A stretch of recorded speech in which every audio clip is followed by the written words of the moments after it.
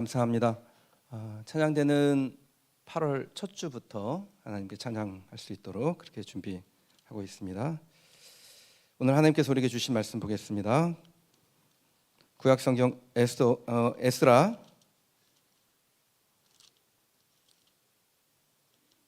7장 11절에서 10절까지의 말씀입니다. 719쪽 정도 됩니다. 에스라 7장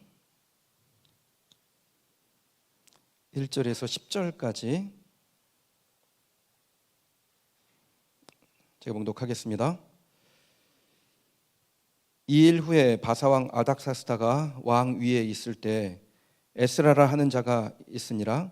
그는 스라의 아들이요 아사랴의 손자요 힐기야의 증손이요 살룸의 현손이요 사독의 5대 손이요 아히두베의 6대 손이요 아마리아의 7대 손이요 아사랴의 8대 손이요 브라요스의 9대 손이요 스라히야의 10대 손이요 우시엘의 11대 손이요 붓기의 12대 손이요 아비스와의 13대 손이요 비느하스의 14대 손이요 엘르아살의 15대 손이요 대제사장 아론의 16대 손이라. 이 에스라가 바벨론에서 올라왔으니 그는 이스라엘 하나님 여호와께서 주신 모세의 율법에 익숙한 학자로서 그의 하나님 여호와의 도우심을 입음으로 왕에게 구하는 것은 다 받는 자이더니 아닥사스 왕 제7년에 이스라엘 자손과 제사장들과 레위 사람들과 노래하는 자들과 문지기들과 느드님 사람들 중에 몇 사람이 예루살렘으로 올라올 때 이 에스라가 올라왔으니 왕의 제7년 다섯째 달이라. 첫째 달 초하루에 바벨론에서 길을 떠났고 하나님의 선한 손에 도우심을 입어 다섯째 달 초하루에 예루살렘에 이르니라. 에스라가 여호와의 율법을 연구하여 준행하며 율례와 규례를 이스라엘에게 가르치기로 결심하였었더라. 아멘. 말씀 중심이라는 제목으로 하나님의 말씀 증거하겠습니다. 제가 요즘 우리나라의 상황을 보니까 이렇게 탁 둘로 쪼개가지고요.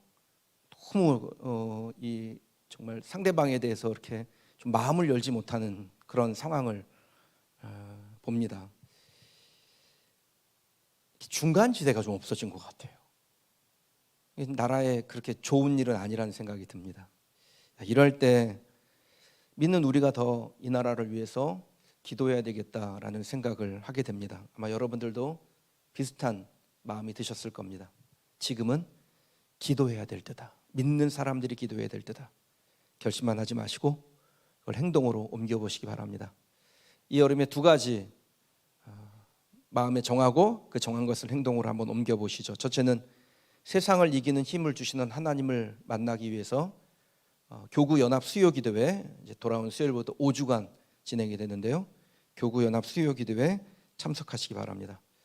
둘째는 여러분 자신과 또 자녀들과 가정과 특히 이 나라를 위하여 기도하는 새벽기도에 내가 한 주에 한 번은 꼭 가야겠다 이렇게 다짐을 하시고 그 결심을 행동으로 옮기시기를 바랍니다.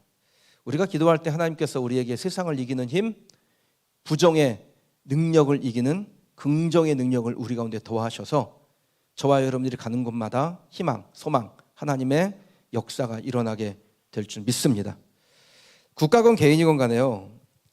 왜 어려운 일들이 일어나냐면 기준이 흔들리기 때문입니다. 그러니까 기준이 흔들리면 항상 공동체는 흔들리게 되어 있습니다.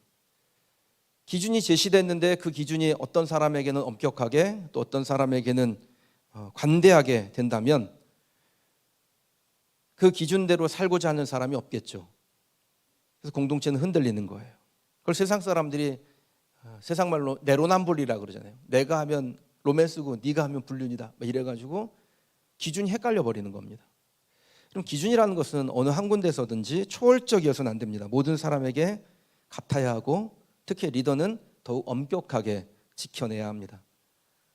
근데 남에게는 엄격하게 들이대면서 자신에게는 관대한다면 신뢰가 무너지게 되고 그렇게 신뢰가 무너진 공동체는 혼란에 빠지게 됩니다. 특히 리더는 더더욱 그렇습니다. 기준이 분명하고 그 기준을 지켜나갈 때는 좋은데요, 만약에 리더가 기준을 잘 지키지 않으면 좋을 땐 다 좋습니다. 그런데 조금 어려운 일이 생기잖아요. 그러면 그 힘든 상황에 걸려 넘어지게 됩니다. 근데 리더가 무너지면 이게 큰일이에요. 리더의 몰락은 공동체의 몰락으로 연결이 되기 때문에 리더는 더욱 엄격하게 그 기준을 지킬 필요가 있습니다. 하나님의 백성으로 선택된 선민들, 특별하게 부르심 받은 사람들이지 않습니까? 그래서 선민들은 하나님으로부터 공급되는 기준이 있고요, 그 기준을 분명하게 명확하게 지켜야 될 의무가 있습니다. 기준을 지키지 않으면 선민으로 살아가기 어렵습니다. 문의는 선민인데 그 속에는 텅 비어버린 가짜가 된다면 하나님의 역사가 그 선민, 선택된 사람으로부터 행해지지 않는 것입니다. 자, 그러면 선민에게 주어진 기준이라는 게 도대체 뭘까요? 선민의 기준은 하나님 말씀이죠. 하나님의 법이 그들의 삶의 기준이 되어야 그때 선민이 되는 것입니다. 그렇지 못하면 세상 사람이지 어떻게 하나님의 선택된 백성이 될 수 있겠습니까? 하나님께서 에스라를 이스라엘 백성들에게로 보내는 이유가 하나님의 선택된 백성들에겐 기준이 필요하고 그 기준을 명확하게 제시하기 위해서 에스라를 이스라엘 백성들에게로 보냅니다. 오늘 저와 여러분들이 에스라서를 읽는 이유도 역시 같습니다. 뭘 알아야 하나님의 백성으로 살지요. 하나님 우리에게 요구하시는 것이 명확하게 들려야 그 들린 말씀을 기준으로 삼고 하나님의 백성이 될 거 아니겠습니까? 오늘 하나님께서 우리에게 주시는 말씀이 여러분의 삶의 기준이 되기를 주님의 이름으로 축원합니다. 여러분이 주일에 나오고 또 수요 기도에 함께 모여 기도하고 이번 주 윈코로나 집회에 오시는 윤치영 목사님 통해서 주시는 말씀을 들어 그것을 우리의 삶의 기준으로 삼으면 하나님께서 그 기준대로 사는 주의 백성들에게 하나님의 역사를 맡기세요. 저도 지난 주간에 그 윤치영 목사님 그 CBS 방송에 나왔던 것, 그리고 유튜브의 설교들 이렇게 몇 편을 골라서 좀 사전 탐색을 했습니다. 기적의 삶을 살아오신 분이에요. 근데 이분의 삶을 보면 오늘 설교 제목하고 똑같아요. 하나님 중심, 말씀 중심으로 산 겁니다. 그렇게 사니까 어떤 상황에 놓이든 어떤 억울한 형편에 놓이든 하나님께서 그를 들어서 하나님의 기적의 사람으로 쓰시더라는 겁니다. 방송국에서도 이게 얼마나 감동이 되는지 보통 한 편 찍고 마는데 이분은 CBS의 그 새롭게 해서 두 편을 연달아서 이렇게 방송을 했더라고요. 직접 들을 수 있는 기회를 놓치지 마시고 경상수 사주가 아주 찐하던데 그 하나님의 말씀, 하나님의 기적, 하나님의 능력이 그 목사님을 통해서 우리에게 더 진하게 전달될 겁니다. 꼭 참석하시기 바랍니다. 성공하는 사람은 하나님의 말씀을 자기의 삶의 결정의 기준으로 삼습니다. 그게 때로는 세상에서는 실패처럼 보일 때도 있을 겁니다. 그런데 하나님은 그런 사람에게 성공했대요. 그런 사람 보고 참 잘했다라고 말씀하세요. 우리가 말씀 중심으로 살면 하나님께서 우리를 칭찬하십니다. 그런데 칭찬만 하고 끝나는 것이 아니라 그 칭찬 이후에 세상 사람들이 말씀을 어겨가면서 얻고자 하는 것들을 하나님께서 우리에게 주신다라고 약속하셨습니다. 그게 마태복음 6장 33절에 나오죠. 화면 보면서 같이 한번 읽어보실까요? 그런즉 너희는 먼저 그의 나라와 그의 의를 구하라. 그리하면 이 모든 것을 너희에게 더하시리라. 아멘. 자, 이 모든 것, 부, 명예, 권세, 세상 사람들에게 인정받고 싶어하는 것, 기타 등등 무엇이건 간에요. 이런 것들을 위해서 하나님을 버렸는데 그것이 얼마나 바보 같은 짓입니까? 우리가 하나님을 위해서 살면 하나님께서 우리를 선민이라 칭찬해 주실 뿐 아니라 이 모든 것, 부, 명예, 권세, 세상에서 인정받는 것, 기타 등등 무엇이건 간에 이 모든 것을 우리에게 더하여 주신다라고 말씀하시잖아요. 사랑하는 성도 여러분, 저와 여러분은 피할 수 없는 길에 서 있는 겁니다. 이미 하나님께서 우리를 선민으로 인침하셨습니다. 그럼 하나님의 말씀이 내 삶의 기준이 돼야 돼요. 말씀 중심, 이게 우리의 삶에 확고해져야 됩니다. 그렇지 않으면 불행해진다고요.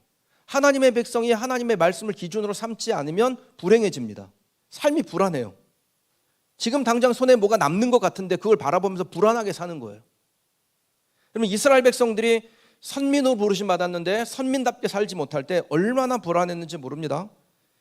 바벨론에서부터 돌아와서 예배도 없이 성전도 없이 하나님의 말씀 중심으로 살지 못하고 기준도 없이 그렇게 살아갈 때 이 사람들이 경제적으로 뭐 찢어지게 가난했을까요? 그건 아닙니다. 같은 시대를 다루고 있는 학개서를 보면요, 이스라엘 백성들의 경제적 상황이 나와요. 학개서 1장 4절에서 5절입니다. 여러분 눈으로 한번 같이 읽어보십시오. 이 성전이 황폐하였거늘 너희가 이때 판벽한 집에 거주하는 것이 옳으냐? 그러므로 이제 만군의 여호와가 이같이 말하노니 너희는 너희의 행위를 살필지니라. 자, 여기에 판벽한 집이라는 단어가 나오는데 히브리어로 세푸님이라고 합니다. 이게 무슨 말이냐면 사방 지붕과 벽을 막아내는 행위를 말해요. 이걸 세푸님이라 그래요. 빈 공간을 덮는 행위를 말합니다. 그러니까 그 당시 건축 양식에 보면요, 레바논의 백향목을 쫙 판자로 만들어서 지붕하고 벽을 딱 세워요. 그러니까 이스라엘 백성들이 그렇게 살았다라는 거예요. 하나님의 성전은 찬이스를 맡고 있는데 이스라엘 백성들은 판벽한 집에 거하고 있는 겁니다. 자, 이러면 살림살이가 나아져야 되잖아요. 근데 결과가 어떻게 됐을까요? 학개서 1장 6절입니다. 너희가 많이 뿌릴지라도 수확이 적으며 먹을지라도 배부르지 못하며 마실지라도 흡족하지 못하며 입어도 따뜻하지 못하며 일꾼이 삭을 받아도 그것을 구멍 뚫어진 전대에 넣음이 되느니라. 뭐가 겉에선 되는 것 같은데 앞에선 남는 것 같은데 이 속으로 들어가면 뒤에 살펴보면 자꾸 미치는 인생이 되더라는 겁니다. 2019년에 우리 교회 신년 부흥회 할 때 장학봉 목사님 오셔서 말씀 전하시는데 성도 중에 한 분이 식사 대접을 했어요. 근데 기도를 해주시는데 이런 기도를 하셨어요. 그게 제 기억에 좀 오래 남습니다. 건강 주셔서 쓸데없이 병원에 돈 갖다 주는 낭비하지 않는 인생 되게 하소서. 이렇게 기도를 하시는 거예요. 제가 공감했어요. 의사분들에게는 좀 죄송하지만 아니 병원에 돈 갖다 주는 거 진짜 아까운 거 아닙니까? 건강했으면 안 해도 되는 일 아니에요. 제 아들 녀석이요, 그렇게 타지 말라 그랬는데 그 말 안 듣고 전동 킥보드 타다가 자빠져가지고 눈 밑에가 찢어졌습니다. 그래서 고대병원 응급실에 데려갔는데 그날 제가 고대병원 응급실에다가 낸 돈이 39만 750원이에요. 지난달에 11절 2번 드렸다니까요. 하나님께 한 번, 고대병원님께 한 번. 근데 여러분 제가 아이가 셋인데 한 달에 한 번씩 우리 아이들이 이런 죄를 버리면 어떻게 되는 겁니까? 제 친구 중에 저하고 나이가 비슷한데 잘 나가시는 분이 있어요. 이미 벌써 노회장도 했어요. 저는 아직 말단도 못 해봤는데 총회에서도 이름만 딱 대면 앞으로 총회에서 큰일 할 사람이라고 사람들이 이렇게 얘기하는 사람입니다. 근데 밥 먹을 때요 메뉴 고르기가 조심스러워요. 당뇨가 심해가지고 아무거나 함부로 먹을 수가 없습니다. 그럼 우리 삶에 이런 일들이 계속해서 일어난다면 이거 어떻게 되는 겁니까? 많이 가진들, 많이 번들, 따뜻하게 입은들 이게 무슨 소용이 있겠어요? 그래서 하나님의 말씀이 기준되게 그 말씀 중심으로 살자는 겁니다. 말씀이 내 안에서 살아있고 운동력 있고 활기차고 생기를 불러일으키도록 그렇게 하나님 말씀 중심으로 살자는 거예요.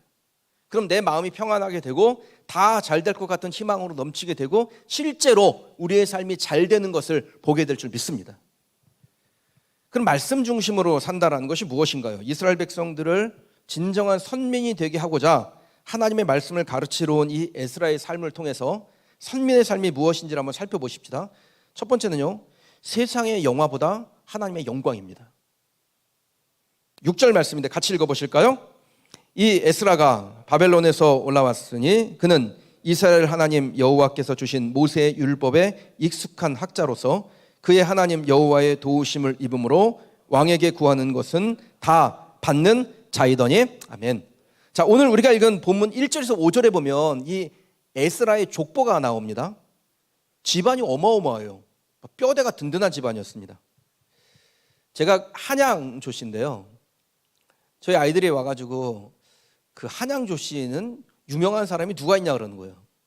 그래서 제가 그 조선의 개혁을 일으키려고 하다가 실패하긴 했지만 어쨌든 조선의 개혁을 일으키는 뛰어난 학자가 있는데 조광조라고, 그분이 우리 집안 사람이야. 아빠가 조광조 16대 손이야. 그랬더니 와, 우리 집안 되게 뼈대 있는 집안이네 그러는 거예요.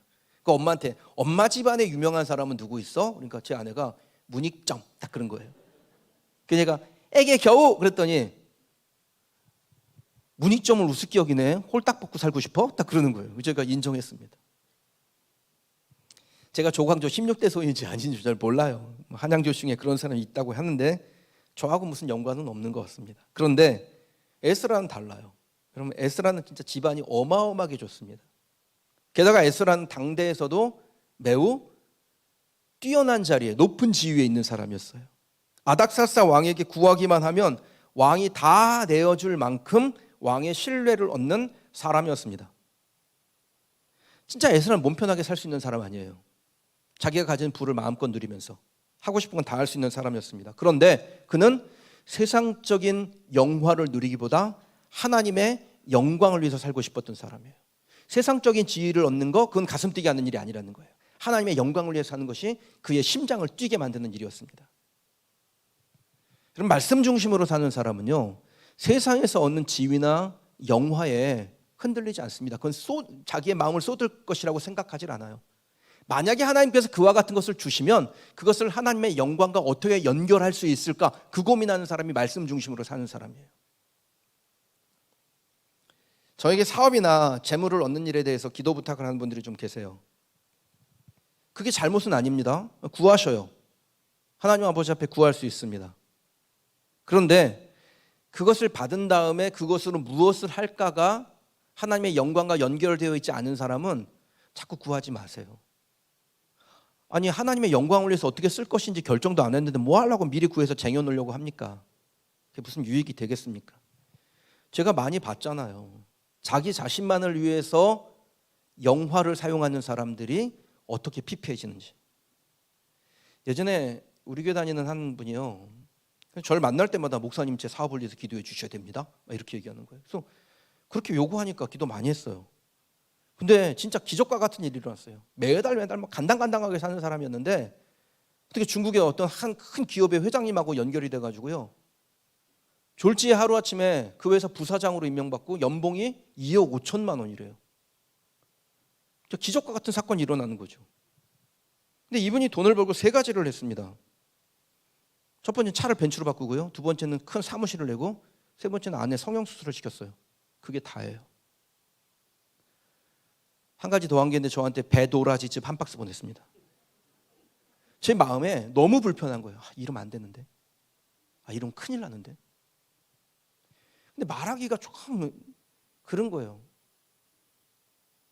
목사님이 나한테 큰 돈 벌었으니까 헌금하라고 그러는 거야? 이렇게 오해할까 봐.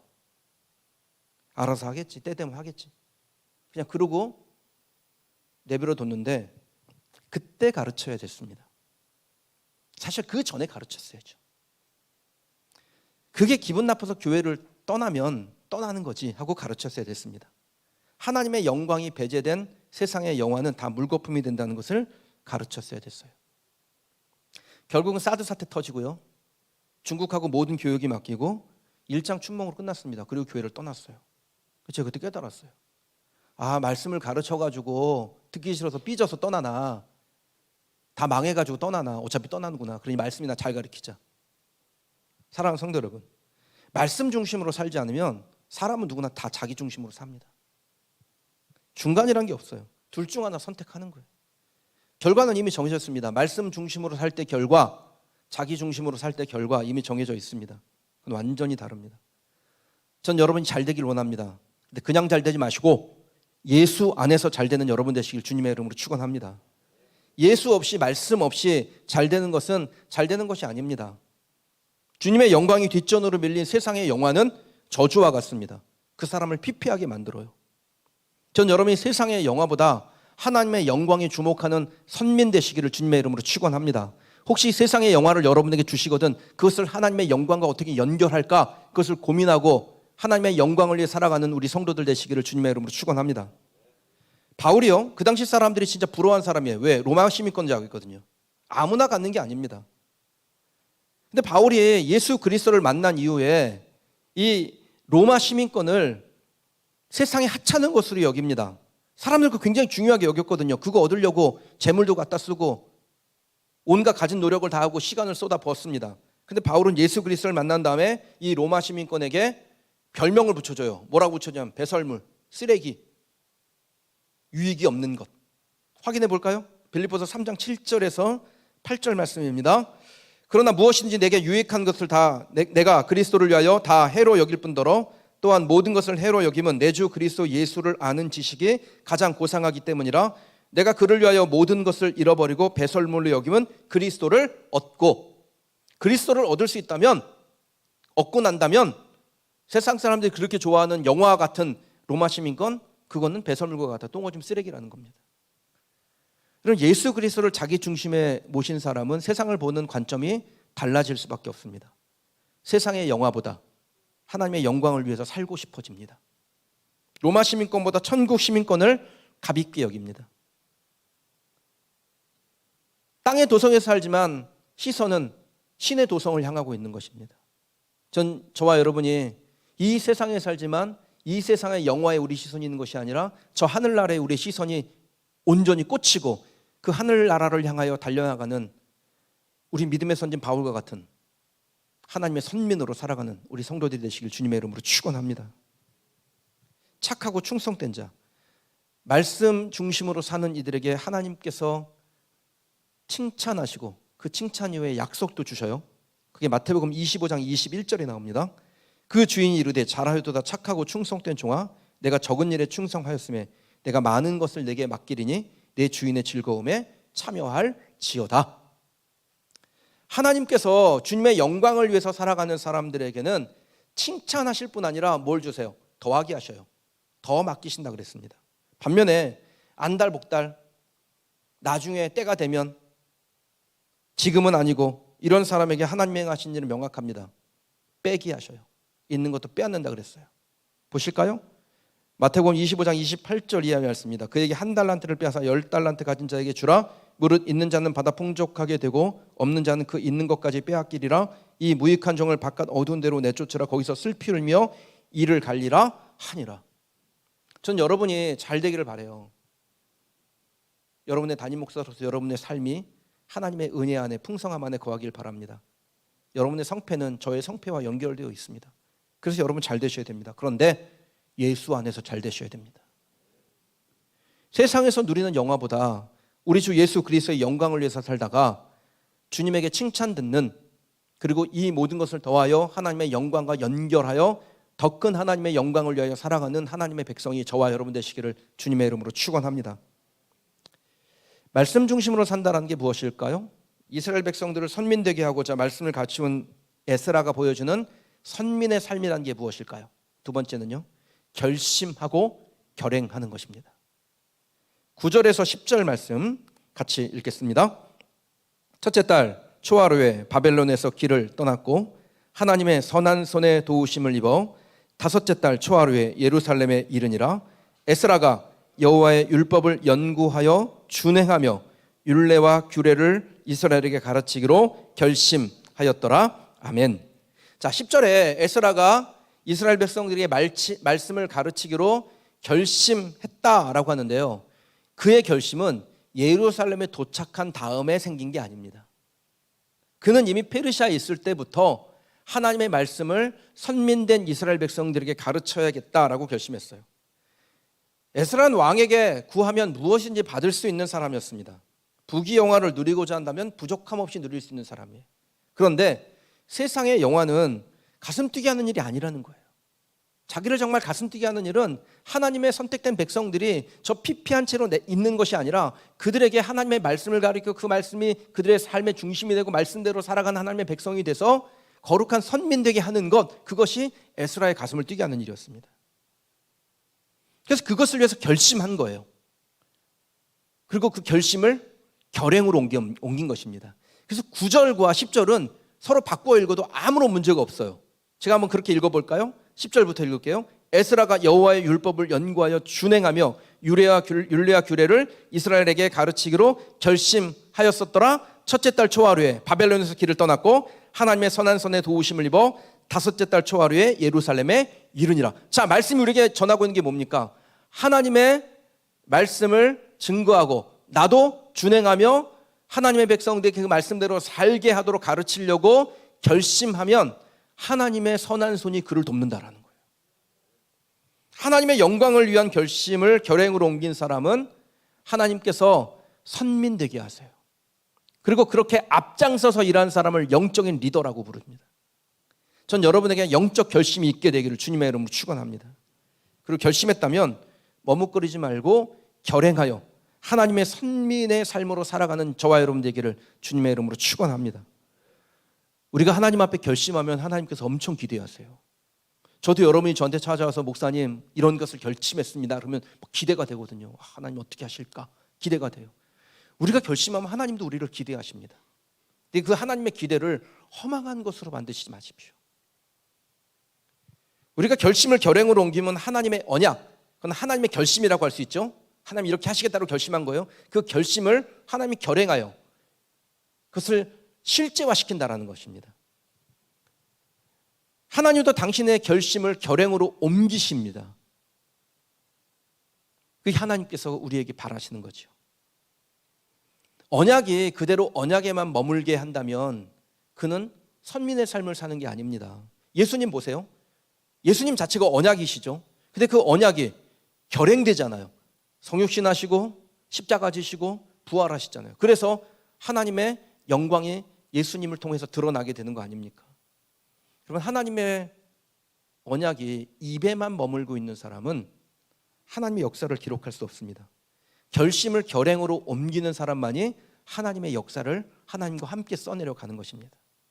지금도 하나님은 결행하는 사람을 찾으세요.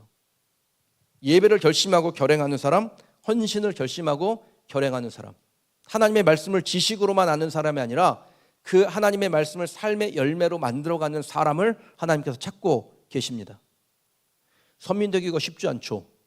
선민되기가 쉬웠으면요 하나님의 역사가 이렇게 더디게 진행이 안 된다니까요. 근데 확실한 것은 지금도 하나님의 역사는 말씀을 삶의 기준으로 삼고 있는 그를 통해서 기록되고 있다라는 겁니다. 여러분, 이스라엘의 역사를 시작한 사람을 우리가 아브라함이라고 합니다. 이 아브라함은 자기의 결심을 결행으로 옮겨서 하나님의 역사를 쓴 대표적인 사람이에요. 아브라함이 원래 갈대 우르에 살았는데 아버지를 따라서 하란으로 이주를 합니다. 그때 원래 이름은 아브람이었습니다. 이 아브라함의 뜻은 큰 아버지, 위대한 아버지라는 뜻입니다. 그가 자기의 아버지 데라를 따라서 하란으로 옮겨왔는데 그 하란에서 하던 일이 뭐냐면 우상 숭배예요. 여호수아가 데라에 대해서 이렇게 표현해요. 데라는 강 저편 신을 섬기던 자, 이렇게 표현합니다. 그러니까 이 아브라함이 아버지의 곁에 머물렀으면 평생 우상 숭배나 하다가 그렇게 먼지처럼 사라질 사람이었습니다. 근데 하나님의 부르심을 받고 아버지를 떠나고 우상 숭배를 떠나기를 결심하고 그것을 결행으로 옮겼을 때 하나님께서 이 아브라함을 들어서 그냥 위대한 아버지, 큰 아버지에서 열방의 아버지 아브라함으로 그 이름을 바꾸시고 하나님의 큰 역사의 첫 출발로 사용하세요. 열방의 아버지라는 뜻의 아브라함은 아브람의 히브리어 해라는 단어를 더합니다. 이 해는 숨, 소망이라는 뜻을 가지고 있습니다. 그러니까 하나님의 부르심을 받고 결심하여 우상도시, 우상숭배하는 아버지의 곁을 떠나기로 결행했을 때 하나님께서 그에게 숨을 더하시고 소망을 더하셔서 결국은 그의 인생이 열방의 아버지로 바뀌는 기적의 사람으로 바뀐다는 거예요. 사라의 원래 이름은 사레입니다. 사레는 나의 공주라는 뜻을 가지고 있습니다. 근데 이 사레에 히브리어 해를 더하여 사라가 되는데 이 사라는 열방의 어미라는 뜻을 가지고 있습니다. 그러니까 결심하고 결행하지 않았다면 공주병 걸려가지고 평생 남편 피곤하게 할 사람이에요. 근데 결심하고 결행함으로 그는 열방의 어머니로 바뀌게 됩니다. 여기 혹시 공주병 걸리신 분들 계신가요? 빨리 결심하고 결행하여 하나님의 숨을 받고 열방의 어머니가 돼서 여러분 자녀들을 위해서, 가정을 위해서, 교회를 위해서, 이 나라 이민족을 위해서 기도하는 이 시대의 열방의 어머니가 되시기를 주님의 이름으로 축원합니다. 공주병 가지고 있어봐야 괜히 남편만 피곤하게 하는 거예요. 사랑하는 성도 여러분, 여러분의 중심에 뭐가 자리하고 있습니까? 자리 잡은 그것이 여러분을 지배하고 통치합니다. 말씀이 좌정하고 있습니까? 그럼 말씀이 여러분들을 통치하고 여러분들을 지배하고 여러분들을 끌고 갑니다. 돈이 자리를 틀고 있으면 돈의 지배를 받게 됩니다. 그럼 무엇이건 간에 우리의 중심에 있는 그것이 우리를 다스린다라는 것입니다. 그럼 기왕에 사는 것, 예수 그리스도께서 여러분의 중심에 있기를 주님의 이름으로 축원합니다.